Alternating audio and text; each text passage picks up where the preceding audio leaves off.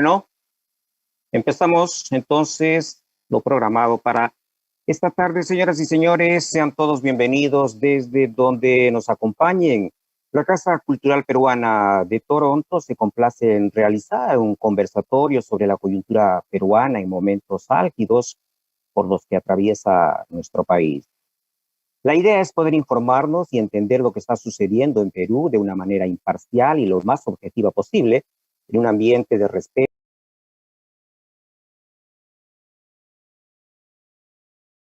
Una crisis por el periodo del anterior lo destituyó en un segundo intento. A seguir, el presidente del Congreso, Manuel Merino, juramentó como presidente. Muchos criticaron la actuación de los legisladores que destituyeron a Vizcarra, pues entienden que el país debería centrarse en solucionar la grave crisis económica y sanitaria que enfrenta.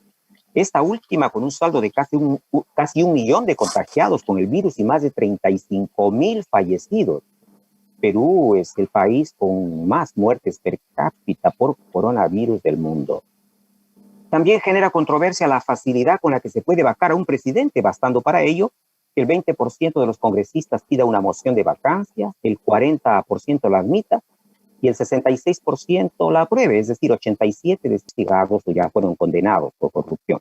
Para ayudarnos a entender este panorama nos acompaña en esta tarde el analista político y escritor Carlos Angulo.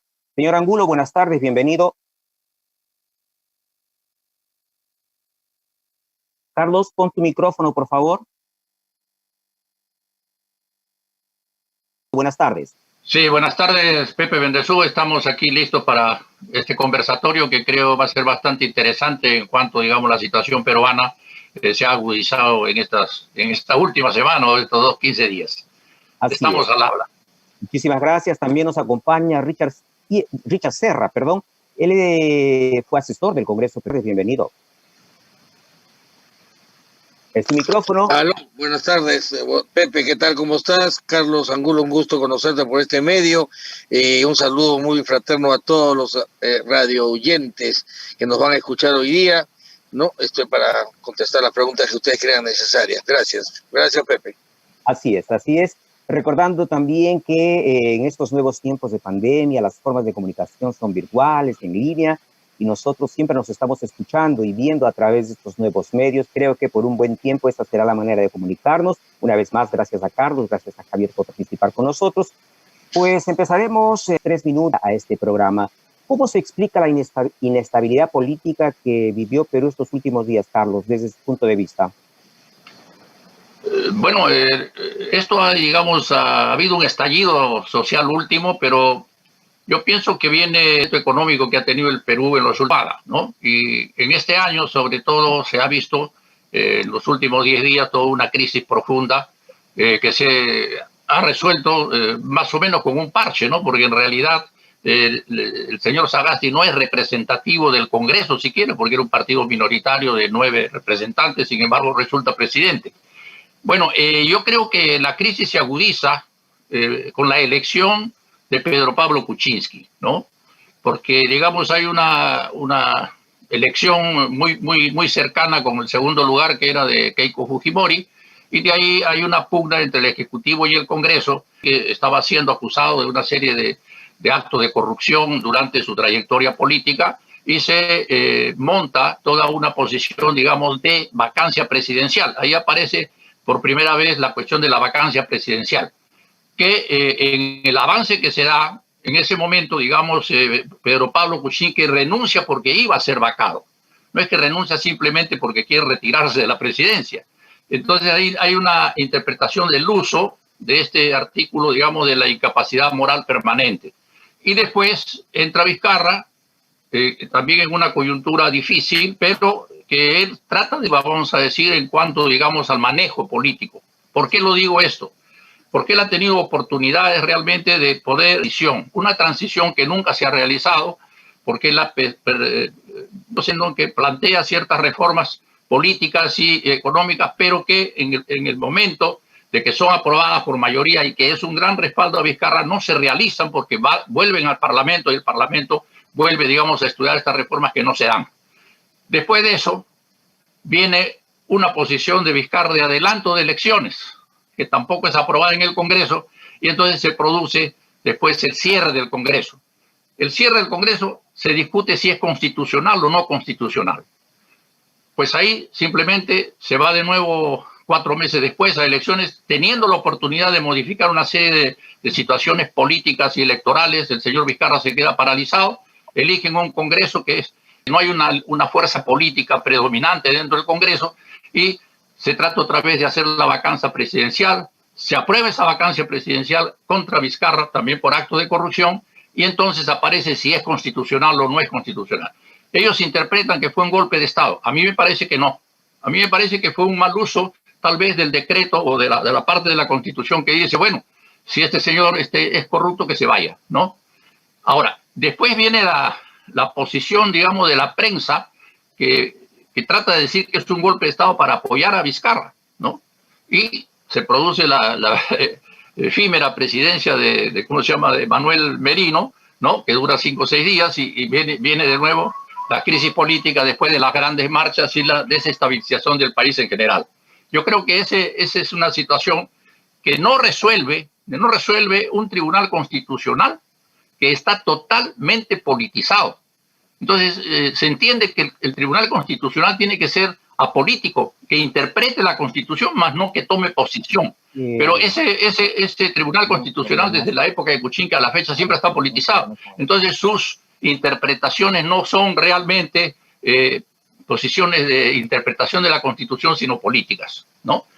Y yo creo que por eso que se pide la reforma, no la reforma, sino el cambio de Constitución del Estado, que es lo que piden, digamos, el grueso de la población. ¿Y por qué se pide esto? No solamente por el aspecto económico, es el ordenamiento jurídico de la nación, es el ordenamiento político, es todo lo que se ha arrastrado en más de 25 años de esta imposición de la Constitución fujimorista, que no ha cambiado, ¿no? Y que entonces tenemos una situación muy irregular, porque el Tribunal Constitucional es un ente burocrático que inclusive todos sus, ¿cómo se llama?, integrantes ya han vencido su plazo y no ha sido cambiado, etcétera. Pero lo fundamental es que un presidente no puede estar en el hilo del circo, digamos, de que pueda un Congreso sacarlo por A o B, C. Yo creo que en ese caso más interesante sería que el Congreso acuerde de repente un enjuiciamiento político al presidente, cualquiera que sea, la población la que participa y ve si debe salir o no debe salir un presidente. Pero eso es una parte de una nueva constitución, es una parte, digamos, de modernizar, ¿no?, el sistema, porque no puede ser que 7 jueces decidan la suerte de un presidente. No está para sacar y poner presidente el Tribunal Constitucional, ni siquiera el Congreso, a pesar de que el Congreso sí es más representativo en cuanto ha sido elegido. Pero sin embargo, como hay tanta pugna política, entonces a veces hay decisiones del Congreso que no corresponden, digamos, a una situación real. Yo creo que realmente el señor, ¿cómo se llama?, Vizcarra está enjuiciado por corrupción.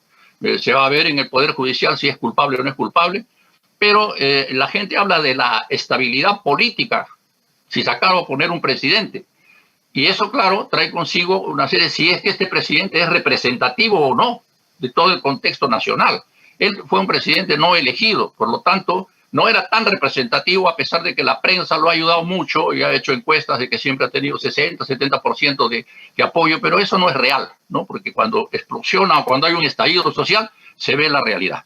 Bueno, más o menos hasta ahí yo veo el panorama político muy agudo y que Sagasti no creo que haga mucho. Yo creo que todavía siguen las manifestaciones políticas por el cambio de la Constitución, por ¿cómo se llama?, la reforma, sobre todo económica. Yo creo que este es un hombre que obedece a la posición prácticamente del Fondo Monetario Internacional, del Banco Mundial.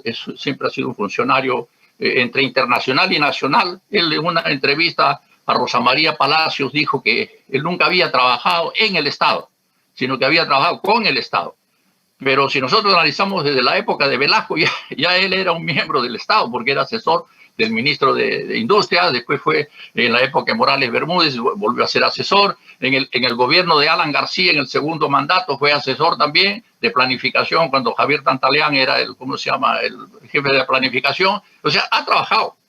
Él dice con el Estado y no en el Estado, pero yo creo que esa es una disquisición exquisita para decir que él nunca fue funcionario público, pero yo creo que no es así. Yo creo que él siempre ha sido un hombre vinculado ¿no?, a muchos aspectos de la vida política nacional, ¿no?, y ha estado metido. Ahora, yo soy compañero de estudios de él en la Universidad de Ingeniería, y yo sé que él siempre ha sido un hombre muy ubicuo, o sea, siempre omnipresente, siempre en todas partes, pero nunca decidir nada, nunca ha tomado el toro por las astas, y siempre ha sido, digamos, un tipo que ha sabido ubicarse, ¿no?, en siempre un contexto político. Siempre decía que su voto era personal y que no era del conjunto, a pesar de que nosotros nos reuníamos y decía, el tercio estudiantil va a votar en bloque, por decir, en la elección del rector que se dio esa época con Santiago Agurto, y él votó aparte por otro candidato. Entonces es un tipo que no es de fiar en ese aspecto, ¿no?, porque él busca simplemente cómo queda él, no cómo va en la universidad, ya sea en la vida pública, ya sea en, digamos, el Estado.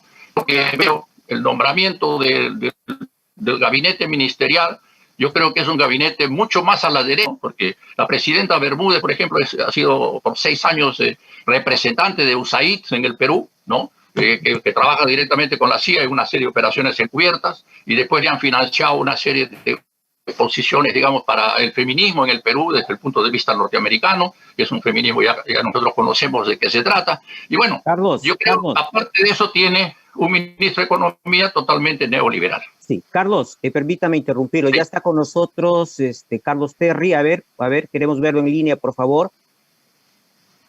Carlos Terry. ¿Nos escucha, Carlos? A mi micrófono. Vale. El micrófono, Carlos. Está sin micrófono, Carlos Terry. Carlos. Sí. ¿Me escuchas? No, Terry, Angulo se le escucha perfectamente. A ti se te escucha perfectamente. A ti se te escucha perfectamente. Ah, está. Terry, abre tu micro abajo, a la izquierda. Ok. ¿Ahora está bien? Sí, perfecto. Ahora sí, bienvenido Carlos Terry, abogado peruano, a participar de este conversatorio sobre la coyuntura por la que atraviesa Perú. Bienvenido, Carlos Terry. Agradecido y muy opiniones respecto a la situación de Perú en estos momentos.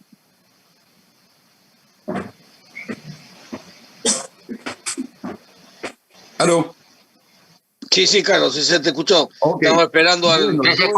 He estado escuchando a Carlos, me parece que es Carlos también, el anterior expositor. Me parece que él está tomando un poco peruanos. Ok, los peruanos nuevamente se encuentran en el limbo, no saben perfectamente a qué ruta seguir, qué forma de lograr qué forma de llegar para poder nuevamente aflorar, digamos, en un pensamiento un poco más claro. Pero yo lo veo como que ve más el aspecto negativo del presidente actual. Yo sé que es un presidente que ha llegado a la guerra, como se diría, porque no es una persona que nos acostumbró, digamos, anteriormente a explayarse, a decirnos las cosas. Pero, sin embargo, creo definitivamente de que ha sido un poquito duro con él, al tratarlo de que, bueno, el hombre ha trabajado para el Estado, con el Estado y para el Estado siempre. Ok, pensamos que sí, pero necesitaba algo de experiencia. Y la gente, digamos, la ilusión del peruano actualmente es el lograr que todo esto mejore. Perdónenme, la verdad que yo no me he preparado para esta disertación, para esta charla, ya, pero trato, ¿no? Y ese enfrentamiento, esa angurria, esa desesperación por el poder, ese deseo de no reconocer que perdió, ¿no? Propició todo este caos que tenemos. Y bien, Carlos dice algunas cosas que sí son ciertas y otras que no son muy ciertas. Yo acá tengo la Constitución del Perú y solamente quiero leerles un pedacito de ella, en donde está lo que dice Carlos, que no es un golpe de Estado lo que ha hecho el Congreso. De acuerdo a la Constitución, en el artículo 117, Dice que el presidente de la República solo puede ser acusado durante su periodo, ojo, periodo, por traición a la patria, por impedir las elecciones presidenciales, parlamentarias, regionales o municipales, por disolver el Congreso, salvo los casos previstos en el artículo 134 de la Constitución, y por impedir la reunión o funcionamiento o la del Jurado Nacional de Elecciones y otros organismos del sistema electoral.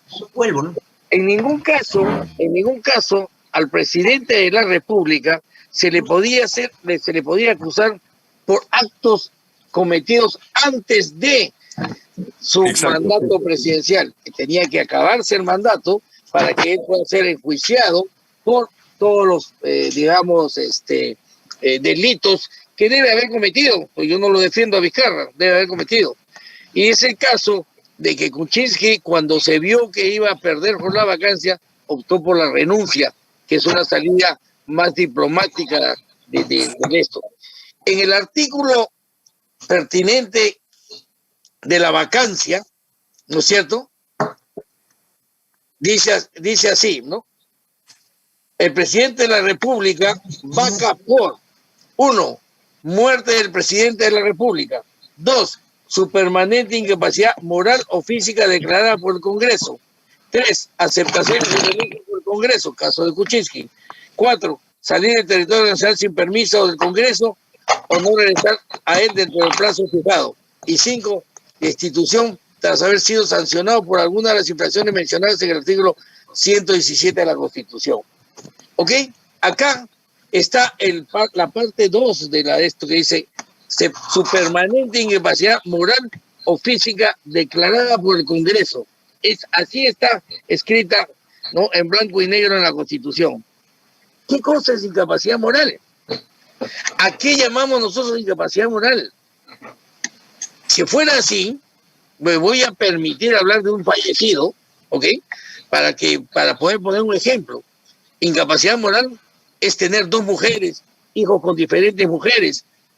Un presidente anterior, que ya está fallecido, ¿no? Es una persona que se lucía, ¿no?, con las queridas, ¿no? Y todos sabemos que tiene hijos. Eso sería una incapacidad moral. ¿Por qué no se le vacó en ese entonces? Porque lo que pasa es que la palabra incapacidad moral encierra demasiado. Y aquí en este conversatorio deberíamos todos definir qué cosa es la incapacidad moral para gobernar, ¿no? Entonces, esa palabra, este Tribunal Constitucional politizado, como dice Carlos Angulo, que tiene toda la razón, que ya está vencido todos sus mandatos, se ha lavado las manos, ¿no?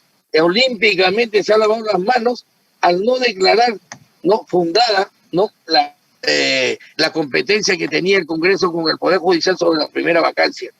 No para que regrese, o sea, el Tribunal Constitucional no puede hacer regresar al presidente anterior, ni mucho menos, pero sí tiene que aclarar qué cosa es lo que dice la Constitución sobre incapacidad, ¿no?, moral. O sea, yo por incapacidad moral puedo entender muchas cosas. Para mí, la incapacidad moral la da diferentes formas de vida de la persona, ¿no? Hasta podría yo hablar de que incapacidad moral sería aquellas personas que demuestra una actitud que no es hombre ni mujer. O sea, de lo que estamos tanto peleando por la igualdad de género. ¿Okay? Entonces, si no es hombre o no es mujer, tampoco podría ser presidente de la República. También es una incapacidad moral. ¿Para quienes? Para los que somos católicos, para aquellos que tenemos una concepción distinta de la que tienen otras personas. Yo no estoy acusando a nadie, no estoy eliminando a nadie, solamente estoy poniendo ejemplos de a qué le llamamos incapacidad moral, qué cosa es la incapacidad moral. Ahora bien, hay algo que es muy cierto. Los congresos de los últimos, y yo tengo un poco de experiencia porque he vivido dentro de ellos, los congresos de los últimos 20 años, señores, ¿no? ¿Qué? Han sido congresos cada vez uno peor que el otro. ¿Por qué? Por la capacidad de su gente. Yo quisiera hacerles recordar los congresos en donde había gente de izquierda, de derecha, calcitrantes, en donde el Senado tenía pues gente que tenía ideas totalmente opuestas unos que otros, ¿no? Y siempre salieron adelante. Estaban pues, por nombrarles algunos, ¿no? Gente del PPC, ¿no? Polar, Alaisa Grundi, ¿no? Estaba Ballesteros de la izquierda, ¿no? Estaba Javier de Canseco, o sea, gente que tenía un criterio. Y yo creo que el problema de estos últimos 20 años es la proliferación de partidos políticos. No Carlos, perdón, Richard, Dime.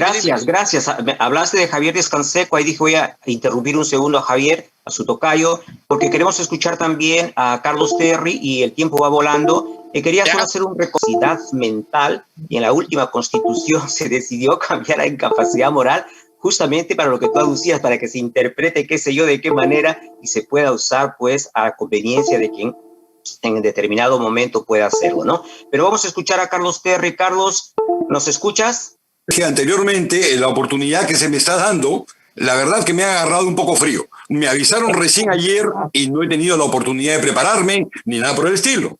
Ahora, incapacidad mental, yo creo que necesitaríamos hablar de un psiquiatra. Y yo no creo que haya incapacidad mental o... No, de hecho, moral. Por eso dijeron incapacidad moral, ¿no? Exacto. Y considero de que los términos son bastante duros para una persona que hace gestión pública. Carlos, quiero aprovechar para preguntarte, ¿qué papel juega o ha jugado la corrupción en estos eventos? Porque el tema de fondo parece que es ¿no? Adelante. Lamentablemente, hay una corrupción generalizada. No defiendo, yo pertenezco a un partido político, pero no defiendo ni a mi partido ni a ninguno de los demás. La idea es de que todos han resquebrajado sus bases morales y da pena, honestamente da pena ver la situación de nuestro Parlamento, de nuestro Congreso, tan desgastada, tan mellada, tan golpeada. Esa es la principal razón. Gente que realmente no tiene la suficiente preparación para llegar al Parlamento. Solamente ven, voy a entrar al Parlamento, voy a ganar tanto. Y eso no es la idea. Hay servicio a la patria. Hay simplemente intereses personales que se anteponen a cualquier cosa. Carlos, la mitad de los 130 congresistas actualmente en funciones están investigados por corrupción, hablando de lo que comentábamos con Carlos Terry ahora. Y como lo hemos dicho, los últimos 6 presidentes están acusados o condenados por este delito. ¿Qué esperar de un legislativo como este, Carlos Angulo? 3 minutos, por favor, para poder correr con todo, ¿sí? Sí, yo quería responder un poco a esta discusión que existe sobre golpe de Estado o no golpe de Estado. Yo creo que el golpe de Estado es cuando se rompe el Estado de Derecho y prácticamente se cierra el Congreso, se interviene el Poder Judicial, o sea, hay una ilusión de quebrantamiento total de la Constitución. En este caso ha sido un voto irracional, un voto Sagasti ya no es golpe de Estado, entonces hay una incoherencia. ¿Cuál es la incoherencia? De que cuando es el señor Merino es un golpe de Estado y cuando es el señor Sagasti ya no es golpe de Estado. O sea, un tribunal constitucional totalmente politizado no lo puede discutir, ¿no? Para que no se aplique así de manera deportiva prácticamente una vacancia presidencial, ¿no? Con respecto a otra, pero indudablemente Kuczynski también salió por vacancia presidencial, aunque renunció antes para no ser vacado. Pero ahí, por ejemplo, fue el momento en que debía interpretarse qué cosa significa la incapacidad no moral permanente. Y después ahora tampoco se quiere discutir. Entonces, ese tribunal constitucional politizado no sirve, simplemente. Ahora, es parte de la Constitución que debe decirse y definir qué es eso y cómo se vaca un presidente, un adicional a los 2 aprobados, y se dice sí, se queda o se va, pero no es el Congreso, es simplemente la población que dice no, este señor se va. Pero aprobado por el Congreso para hacer un referéndum si un presidente se va o no. Que ocurre, por ejemplo, con todos los que son, ¿cómo se llama?, jefes regionales o directores regionales, ¿no?, del Perú, ¿no?, y de algunos alcaldes. Entonces, el revocatorio, ¿por qué se aplica para ellos y no se aplica para la administración central? Entonces, ese es un aspecto, por ejemplo, ¿no? Ahora, en cuanto a la corrupción, este es un Estado fallido realmente. Primeramente porque creen ellos que con las elecciones se van a solucionar los problemas. Yo creo que no. Se van a acrecentar, salga quien salga presidente. ¿Por qué? Porque no es posible que en un país que se merezca, digamos, respeto, haya 24 partidos que cada uno tiene su candidato. Entonces va a salir el mismo parlamento que tenemos ahora. ¿Por qué va a cambiar si no se cambia nada? O sea, no hay una reforma de nada. Entonces, Dice, podemos llegar a abril, a las elecciones, y no va a cambiar nada. Simple y llanamente será una nueva cara, pero la composición del Parlamento será similar a la actual, ¿no? Y eso ha sido lo que dice también Serra, que hay una situación, digamos, de eficiencia, ¿no?, de los parlamentarios, total. Porque antes teníamos un Alay Sabrún, teníamos un Villarán, teníamos un, ¿cómo se llama?, Ramírez del Villar. No interesa la posición política, teníamos un Javier Descanseco, pero gente que tenía pensamiento, que tenía criterio, que tenía posición política.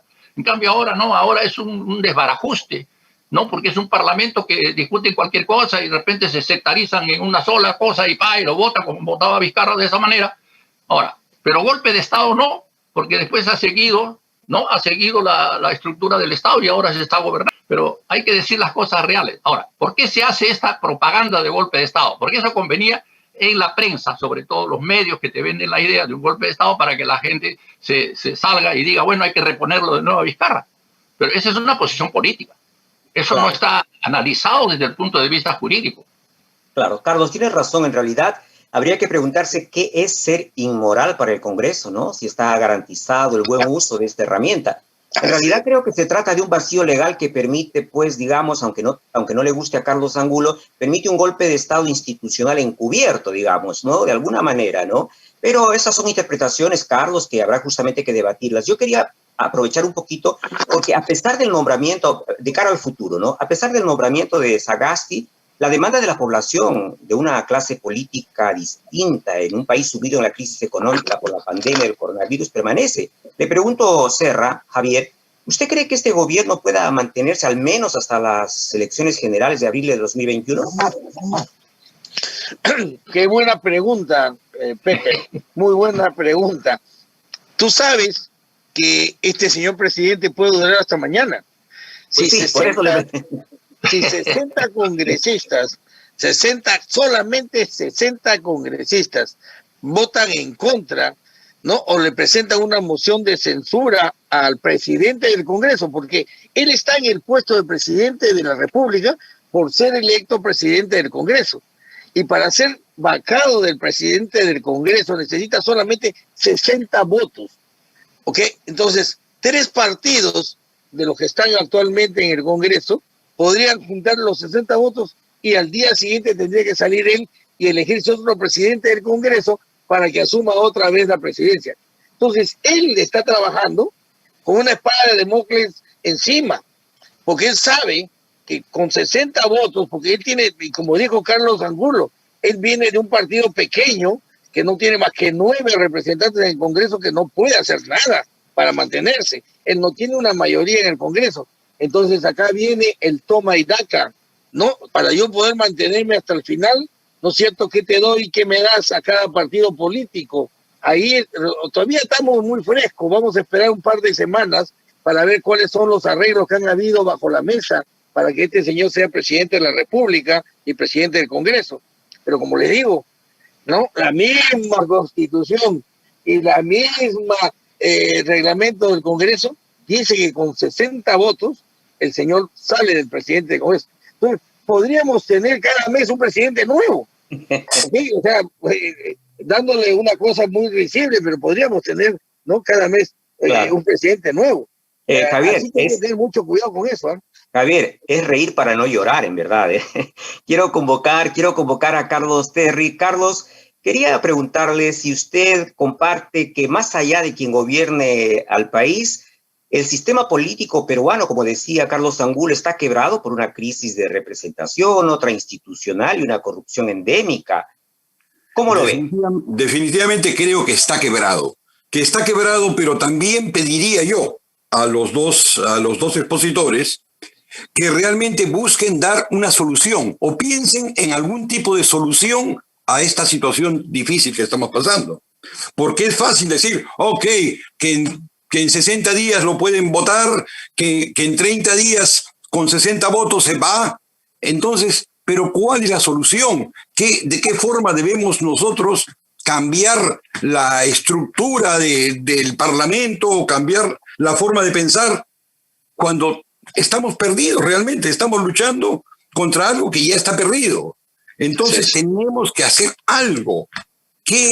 ¿Cuál sería la solución? tanto para el señor Serra como para mi tocayo. Bueno, le pasamos entonces ya su pregunta a su tocayo. Carlos Angulo, ya le dijeron, ya le preguntaron desde su punto de vista, o mejor yo le preguntaría también, acrecentaría, ¿qué expectativas tiene usted en relación al señor Sagasti? O como dice Carlos Terry, ¿qué soluciones hay para poder encaminar mejor la situación de Perú? Adelante. Sí, tiene razón también Serra cuando dice, bueno, este es un presidente que puede ser vacado mañana mismo, ¿no? Lo cual se agrandaría la crisis, ¿no? ¿Y por qué? Porque la forma en que ha sido elegido es una forma totalmente de parche. O sea, se ha parchado porque había todas unas manifestaciones afuera y que en realidad él no representa al Congreso. Es presidente del Congreso, pero no representa al Congreso, primeramente porque en una situación normal jamás hubiera sido presidente de la mesa directiva del Congreso, porque es un partido minoritario y porque además siempre ha sido oposición a los otros partidos. Entonces, como un parche, como una solución digamos, de velocidad, ¿no? Es que ha salido presidente de la mesa directiva, pero no representa al Congreso y en cualquier momento puede ser vacado, eso es cierto. Vamos a ver la presentación de su gabinete ministerial. Y yo creo que fue también otra cosa, así como hablan de golpe de Estado, porque la prensa hace mucho daño y la prensa está totalmente, digamos, corrupta, ¿no? Pero quien vendió primero la idea de golpe de Estado fue la prensa. Quien vendió la idea de que solamente podían ser elegidos mesa directiva los que votaron en contra de la vacancia fue la prensa. Y la gente asumió eso. ¿Por qué asume eso? Cualquier representante podía ser, digamos, presidente del Congreso sin ser Sagasti. ¿Por qué? Porque simplemente ese no es representativo. Entonces, no, es que como el Partido Morado votó en contra de la vacancia, entonces ellos nomás pueden ser los elegidos. Eso es ridículo. Prácticamente es incoherente. Es incoherente. Cualquiera podía ser, no tenía que ser él. Pero la prensa vendió la idea, pues no puede ser otro más que los 14 o 15 los que se abstuvieron y los que votaron en contra. ¡Qué ridículo! Eso no es el Parlamento, esos son 15 personas, porque 105 votaron por la vacancia. Entonces, ¿de qué estamos hablando? Y vuelvo a repetir y hacer hincapié en que cuando es Merino presidente es golpe de Estado y cuando es Sagasti ya es transición. ¿Qué cosa es esto? Es incoherencia, simple y llanamente incoherencia política. Porque es golpe de Estado ahora y es golpe de Estado mañana. Pero no puede ser que ahora ya no es porque ahora es Sagasti. Entonces, ¿es cuestión de caras? No. ¿Es cuestión de personaje? No. Ahora, cuando mi tocayo pide cuál es la solución, yo creo que la solución está vista si es que se quiere hacer algo por el Perú. Hacer un plebiscito real, concreto, si se quiere o no, una nueva constitución del Estado, antes de las elecciones, no después. No en las elecciones, antes. ¿Con qué tiempo? ¿Por qué? ¿Por qué? Porque ahí está la nueva estructura, pero nadie lo quiere. Ni la representación parlamentaria, ni el señor Sagasti, nadie lo quiere. Pero la gente sí lo quiere porque sabe que esta constitución nos ha arrastrado a 5 presidentes que están acusados de corrupción y nos ha acusado a un Estado fallido, a un Estado que nadie se entiende. Y en este periodo, justamente en este periodo de los 5 años que se van a cumplir. Hemos tenido 4 presidentes y de repente un quinto. Entonces, en esto está la crisis. Pero si no se quiere romper ese esquema y se quiere dar continuidad como quiso dar... Esta gente, la que está actualmente, no quiere constituyente. Yo no quiero, y mucha gente, y tú también, y todos, nadie quiere un golpe militar. Pero ¿de qué otra forma podemos nosotros llegar para poder cambiar estos dispositivos? Porque se está abusando del poder, se está abusando del país. Gracias, Carlos. Quiero recordarles algo a todos los que nos acompañan, 2 cosas. La primera de ellas, este es el primer conversatorio de una serie a los que invitaremos, por supuesto, también a otras personas o a nuestros mismos invitados de esta tarde, recordándoles que las opiniones que cada uno de nuestros invitados dan en estos conversatorios son de su exclusiva responsabilidad, obviamente. La Casa Cultural Peruana apenas da el espacio para que se puedan abierta y libremente manifestarse. Sin embargo, no endosa pues ninguna de las palabras que se dice, porque esto es responsabilidad de cada uno de nuestros invitados, desde luego. Y pues, como saben, el tiempo es tirano, nos quedan pocos minutos. Vamos a hacer una cosa bastante organizada como para despedirnos. Quisiera yo darles 3 minutos a cada uno para que haga una suerte de considerar expectativas en relación al futuro cercano de Perú. Empezamos con Carlos Angulo. Carlos, adelante. Bueno, creo que se ha discutido ampliamente el tema peruano. nosotros medimos los tiempos, estamos en la urgencia de elecciones, pero ¿qué nos hace pensar que esas elecciones de abril van a ser diferentes de las que hubieron en enero de este año? No, o un Congreso que salió elegido. Eso no es un Congreso pintado ahí, simplemente ha sido elegido. ¿Por quién ha sido elegido? Por la población. ¿Cuántos partidos participaron? Fue una cancha libre, una feria realmente, ¿no?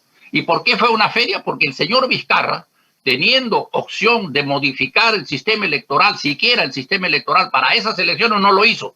¿Y por qué no lo hizo? Porque quería que, vamos a decirlo en palabras concretas, un burdel. ¿Por qué ese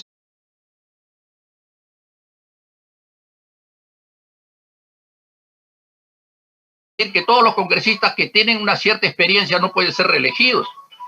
El pueblo dirá si es reelegido o no es reelegido un personaje. Acá en Canadá se reeligen 2, 10, 4 veces, 5 veces, 6 veces, en Alemania igual, en Gran Bretaña igual, en Estados Unidos igual.